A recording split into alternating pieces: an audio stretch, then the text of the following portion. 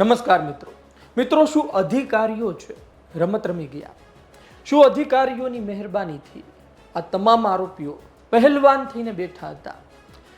જ્યાં 28 લોકોના મોત થયા છે, 28 લોકો ભડથું બળી ગયા છે, જેઓ ગેમ રમવા ગયા હતા, મનોરંજન માટે ગયા હતા, આજે મારી અને તમારી વચ્ચે નથી, એ તમામ જગ્યાએ શું અધિકારીઓ પણ ગયા હતા? શા માટે આ અધિકારીઓને ત્યાં ન બતાણો?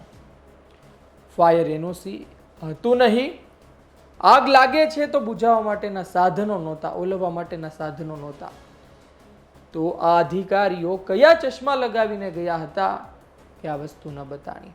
આ તમામ સવાલો છે આજના વિડીયોમાં વાત આ તમામ મુદ્દા પર. રાજકોટ અગ્નિકાંડ, તેને અગ્નિકાંડ કહેવો કે પછી હત્યાકાંડ કહેવો એ ખબર નથી પડતી. રાજકોટમાં જે થયું ખૂબ જ ખોટું થયું છે અને તેના પડઘા દિલ્હી સુધી પડ્યા છે. 28 લોકોના મોત થાય છે, બાળકોનો સમાવેશ થાય છે, તેના ચહેરા પણ જોઈ શકાય તેવી સ્થિતિમાં નથી. DNA ટેસ્ટ કરાવવા પડી રહ્યા છે, માતા પિતાઓ રડી રહ્યા છે, તો કઈ જગ્યાએ માતા પિતાઓ પણ આમાં સળગી ગયા છે. બાળકોને મજા કરાવવા ગયા હતા અને પરિવારનો નામો નિશાન મીટી ગયું છે. આ પરિવાર, આ બાળકોના મિત્રો, તેના સગા સંબંધીઓ એ તમામ સવાલ પૂછી રહ્યા છે કે આ અધિકારીઓ ગયા હતા તો શું તેમને ત્યાં આ વસ્તુ ન બતાણી? શું ફાયર એનઓસી એ ગેમ ઝોને લીધું નહોતું, આમ છતાં પણ આ અધિકારીઓ કેમ ગયા? શું તપાસ નહોતી કરાવી કે આપણે જે જગ્યાએ જઈએ છીએ તેની પાસે ફાયર એનઓસી છે કે નહીં? તેમનું ધ્યાન પણ ના ગયું કે આ જગ્યાએ આગ લાગશે તો ઓલવવા માટેના સાધનો પણ નથી.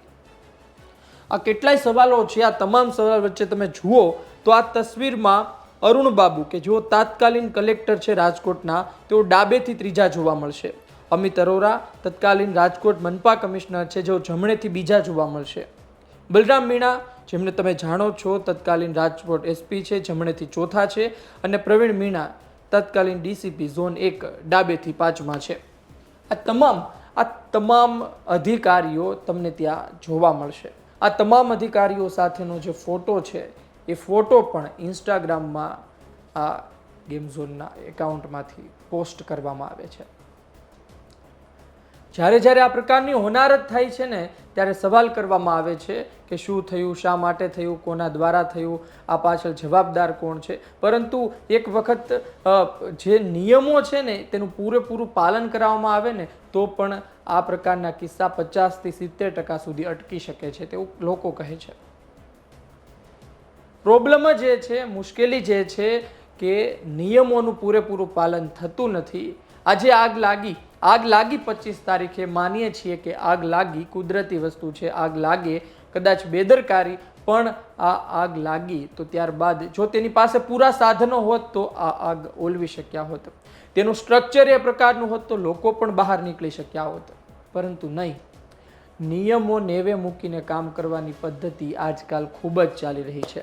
સગા સંબંધીઓ, મિત્ર, રાજકારણમાં હોય, રાજકારણીઓ સાથે ઉઠક બેઠક હોય એટલે મન ફાવે તેમ કરવાનું. આ ગેમ ઝોનમાં પણ કંઈક તેવા જ તાર જોવા મળી રહ્યા છે. એ અધિકારીઓ બેશક કદાચ ઓફ ડ્યુટી પર હોય, એ અધિકારીઓ બેશક પોતાનું જીવન પણ જીવે છે, પોતાના કામ સિવાયના સમયમાં પોતે ત્યાં ફરવા પણ ગયા હોય, પરંતુ સાહેબ સવાલ એ જ છે કે તમને પણ ના બતાણો. ફાયર એનઓસી માટેની પ્રક્રિયા જે હતી એમાં પોલીસ કમિશનર તેવું કહે છે કે અમને એવું કહેવામાં આવ્યું કે તે પ્રક્રિયા શરૂ થઈ ગઈ છે, એટલા માટે અમે ટિકિટ માટેની પરવાનગી આપી. ફાયર અધિકારીઓ, ઓફિસર એવું કહે છે કે કોઈ પણ જાતની અરજી આવી નથી. વજુભાઈ વાળા દિગ્ગજ નેતા છે તે એવું કહે છે કે મનપાનો વાક છે, મનપા કહે છે કે આમાં અમારો કોઈ વાક જ નથી. બધા એકબીજાને ખો આપી રહ્યા છે અને આ તમામ ખો વચ્ચે તંત્રના મહત્વના જવાબદાર અધિકારીઓ ત્યાં જ હતા. હવે તે કોને ખો આપશે? આજે જે લોકો મૃત્યુ પામ્યા છે ને તેના પરિવારજનો, સાહેબ તમે જો આ વિડીયો જોઈ રહ્યા હોય તો તમને સવાલ પૂછે છે કે તમે ગયા હતા, તમારું ધ્યાન નહોતું, એ વાત માનીએ તો હવે જવાબદાર કોણ?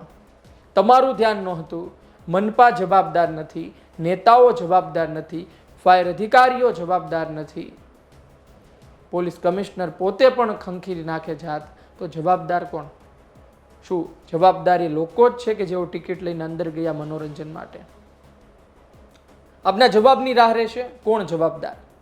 કોણ જવાબદાર? લખો કોમેન્ટમાં કે જવાબદાર કોણ છે.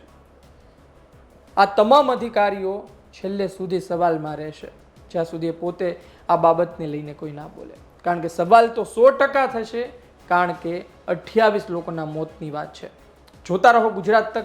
આપના અભિપ્રાયની રાહ રહેશે. મને આપશો રજા. નમસ્કાર.